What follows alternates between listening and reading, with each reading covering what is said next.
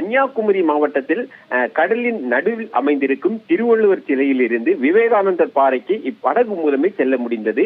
இந்த நிலையில் அவ்வப்போது கடல் சீற்றம் காரணமாக அந்த திருவள்ளுவர் சிலையை சுற்றுலா பயணிகள் பார்ப்பதில் பாதிப்பு ஏற்பட்டது.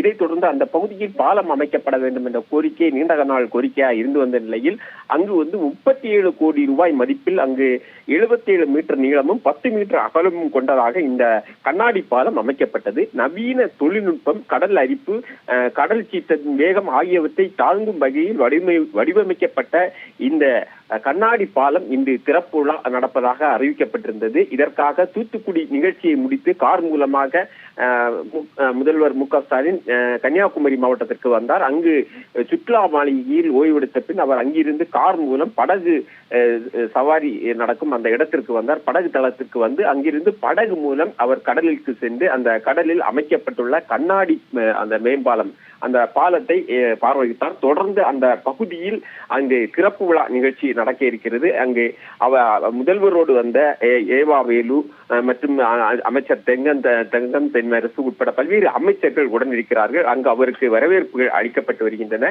முன்னதாக இங்கு கட்சியினர் வரவேற்பு அளித்தார்கள்.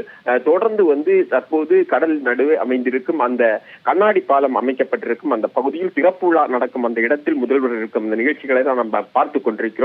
அந்த பாலமானது 38 கோடி ரூபாய் மதிப்பில் அமைக்கப்பட்டது. தற்போது அந்த பாலத்தின் திறப்பு விழா முதல்வர் அந்த பாலத்தை திறந்து வைக்கும் காட்சிகளை பார்த்துக் கொண்டிருக்கிறோம். இந்த பாலமானது நீண்ட நாள் கோரிக்கையாகும்.